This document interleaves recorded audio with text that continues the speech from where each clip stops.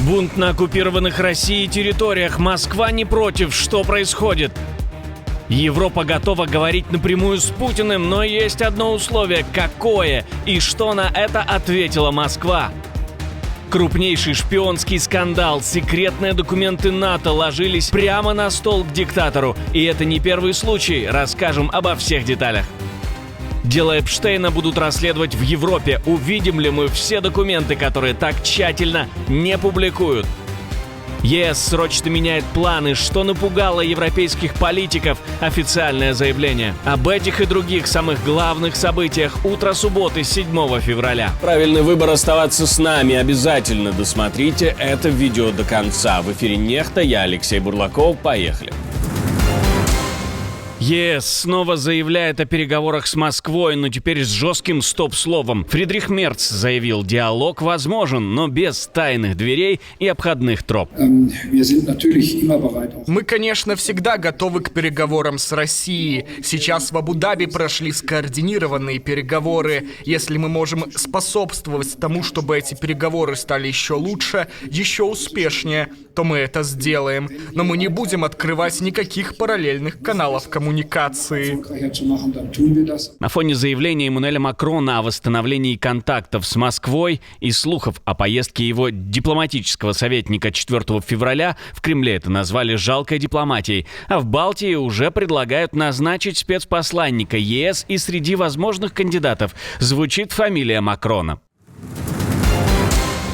А вот в РФ заявляют, что мира не будет в ближайшее время. Точный диапазон не называется, но якобы даже при благоприятном сценарии переговоров подготовка мирного соглашения по Украине займет не менее 1,5 месяцев. Об этом ТАСС сообщил источник с российской стороны. По его словам, процесс многоплановый и поэтапный. За 1 месяц уложиться нереально, а при серьезных разногласиях сроки будут еще больше. Отдельно отмечается, что Киев настаивает на гарантиях безопасности для Одессы. Для украинской стороны это критически важный аспект. По данным западных медиа, США предлагали компромисс с размещением нейтральных сил на Донбассе и разведением войск, но Москва такие варианты отвергла и дала понять, что без передачи территорий будет добиваться их военным путем. По данным украинских военных аналитиков, к началу 2026 года Россия контролирует около 78% Донецкой области и почти 100% Луганской. Общая оккупированная территория Украины составляет примерно 19,25%. Экономика РФ трещит, и это уже признают даже свои. Финансисты, близкие к Кремлю, предупреждают, до лета может начаться кризис, даже если Европа и США не сделают новых ударов по экспорту нефти. Доходы падают, значит бюджетная дыра растет, налоги придется поднимать еще, иначе дефицит разнесет все. Параллельно банки давят высокая ставка около 16%, а войну подпирают корпоративными займами. Бизнес уже говорит прямо 3-4 месяца и может накрыть, потому что реальная инфляция, похоже, уже выше официальных 6%. ЕС составляет списки тех, кому въезд будет заказан. Российские солдаты, к примеру, не попадут в Европу. Мы говорили с вами об этом в предыдущих выпусках. Теперь министр иностранных дел Эстонии детализировал эту идею. Кто именно не попадет и почему. Мы знаем, что примерно 1 миллион солдат воюют против Украины, и мы знаем, что эти бывшие комбатанты поедут в Европу. Поэтому мы инициировали процесс, чтобы мы могли создать черный список этих бывших комбатантов для Шенгена, чтобы они никогда в будущем не смогли приехать в Европу. В основном это преступники, это насильники, это очень плохие люди. Эстония усиливает практическую помощь Украине. Таллин выделяет еще 2 миллиона евро в фонд энергетической поддержки на запчасти, генераторы, топливо и срочные ремонты поврежденной инфраструктуры. Плюс некоммерческие организации добавляют почти 400 тысяч евро на гуманитарную поддержку, мобильные кризисные центры, эвакопункты и помощь людям, которые остаются без света и тепла. Европа давит и помогает одновременно с зимой. Энергия – это буквально вопрос выживания. Крупный шпионский скандал. Задержан высокопоставленный офицер ВВС, подозреваемый в передаче секретных данных НАТО потенциальному сопернику. Командир подразделения телекоммуникаций и электронных систем греческих вооруженных сил имел доступ к особо секретной информации, планам НАТО, данным о перемещении войск, радиолокации, системах связи и новым оборонным технологиям. Все как в фильме про шпионов. По данным следствия, офицер использовал специальное устройство с программным обеспечением, полученным от китайских кураторов, фотографировал документы и передавал данные в зашифрованном виде. Операция греческой разведки длилась около 6 месяцев. Ключевой сигнал, по данным медиа, поступил от американских спецслужб о возможной утечке натовских данных. Сейчас власти координируют действия с союзниками по НАТО. Проверяется, действовал ли офицер в составе более широкой структуры. Параллельно во Франции несколькими днями ранее задержали группу, включая граждан Китая, по делу о сборе военной информации, и следствие сейчас изучает возможную связь эпизодов. Оккупированная Россией территория, похоже, начинает процесс отстранения от Кремля. В непризнанной Абхазии прекращают работу пункты выдачи внутренних паспортов РФ и водительских удостоверений. В посольстве заявили, что после того, как так называемые абхазские власти и депутаты Народного собрания поставили под сомнение законность работы этих пунктов и трактовали их работу как вмешательство во внутренние дела, оформление документов перенесут на территорию России, цитирую, в знак уважения суверенитета республики. По данным посольства, гражданство России имеют около 190 тысяч из 245 тысяч жителей так называемой Абхазии, но у многих нет внутренних паспортов, и из-за этого ограничен доступ к госуслугам и льготам. ЕС притормозил с объявлением 20-го пакета санкций против России. Пакет хотели представить на этой неделе, но решение отложили из-за споров вокруг идеи запретить предоставление морских сервисов судам, перевозящим российскую нефть. По словам дипломатов в Брюсселе, тема вызвала жесткие дискуссии не только внутри ЕС, но и на уровне G7. США и Великобритания активно включены в переговоры. Они считают, что жесткие ограничения по морской логистике ударят по российскому экспорту гораздо больнее, чем прежде меры. Но часть морских стран ЕС опасается обратного эффекта – просадки доходов портов, логистики и сопутствующей инфраструктуры. Поэтому Еврокомиссия и партнеры по G7 сейчас ищут формулу, при которой санкции будут максимально чувствительными для Москвы, но управляемыми по последствиям для самих европейцев. Пакет хотели представить 4 февраля, теперь ориентир 9 февраля. Ждем. Министр юстиции и генпрокурор Польши Вальдемар Журек заявил в Варшаве, что Польша официально обратится к США с требованием передать все документы по делу Эпштейна, включая материалы, которые до сих пор не обнародованы. Сначала мы проанализируем доступные материалы и эти направления, потому что мы знаем, что, как сегодня указывают СМИ, человек номер 2 и номер 3 во всем персонале Эпштейна были поляками.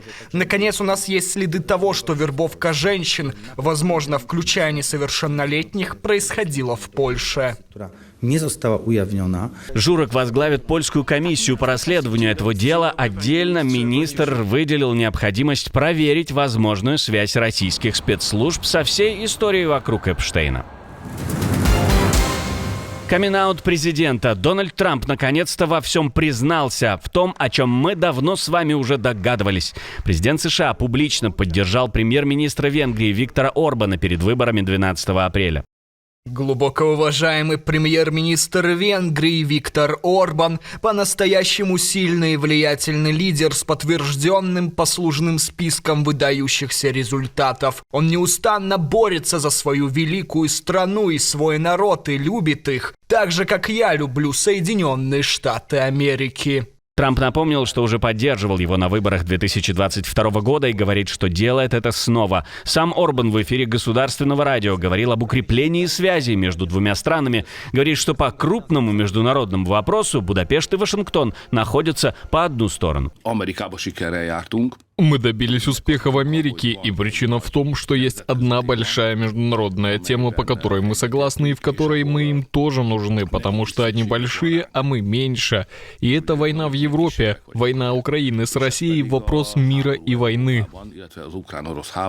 При этом внутри Венгрии политическая ситуация для Орбана остается напряженной. Согласно недавнему опросу, оппозиционная партия ТИСА опережает правящую партию Фидес, а ультраправое движение «Наша Родина» может пройти войти в парламент. Для Орбана это самый серьезный вызов с момента прихода его партии к власти в 2010 году, но исход выборов остается неопределенным. Значительная часть избирателей до сих пор не определилась.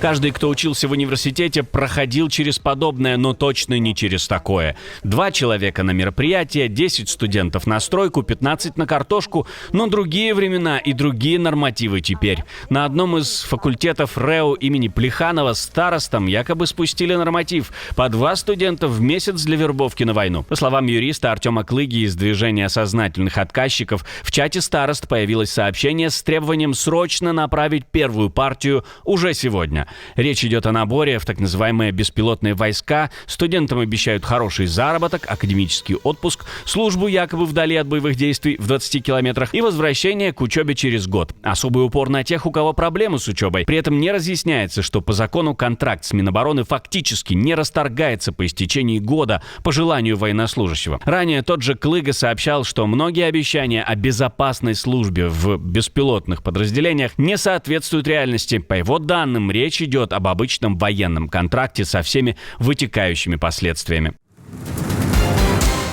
В Казахстане ученик 10 класса после конфликта со сверстниками решил им, видимо, отомстить и бегал по школе с топором, напал на других учащихся. Пострадали 2 подростка, у них легкие телесные повреждения. Нападавшего быстро установили и задержали. Всех участников конфликта вместе с родителями доставили в полицию, возбуждено уголовное дело по статье о хулиганстве. 15-летнего подозреваемого поместили в изолятор временного содержания и поставили на учет в органах внутренних дел. Свинья на дроне вырубила свет тысячам людей. Фермер в Китае решил по-быстрому переправить хрюшку через горную деревню и устроил настоящее шоу на проводах. Трос зацепился за высоковольтную линию, коптер вместе с пассажиркой повис в воздухе. На место примчали 12 электриков, снимали груз и чинили линию почти 10 часов. А в прошлом выпуске мы говорили с вами о стрельбе в центре Москвы, покушение на одного из топ-разведчиков. Главный дипломат России, похоже, проговорился. Из его слов торчат детали, из-за которых секретные переговоры могут сорваться в самый неподходящий момент. Параллельно прозвучал срочный призыв гражданам покинуть страну. Речь уже не про напряженность, а про угрозу жесткого удара по столице и переброску дополнительных сил. Эскалация стала слишком реальной. И на этом фоне Украина, политическое решение, судя по заявлениям из офиса президента, уже оформляется, и впервые так прямо звучит и ориентир. Какое именно? Если еще не видели, обязательно посмотрите, а мы с вами встретимся уже вечером.